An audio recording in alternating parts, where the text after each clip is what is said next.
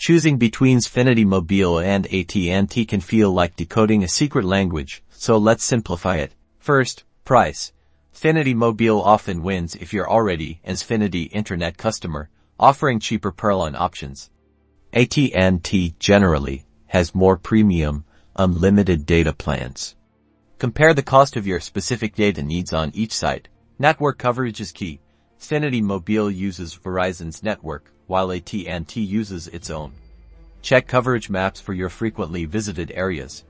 Both are generally excellent, but rural areas might favor one over the other. Next up, speeds. Both offer 5G, but actual speeds vary depending on location and plan.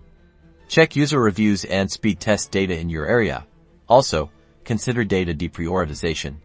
Xfinity Mobile, as an MVNO, may have speeds slowed during peak times. Customer service. This is make or break. AT&T often has better rated customer service, whereas Xfinity Mobile can be hit or miss. Look at online reviews to gauge typical experiences. Finally, consider bundling and family needs.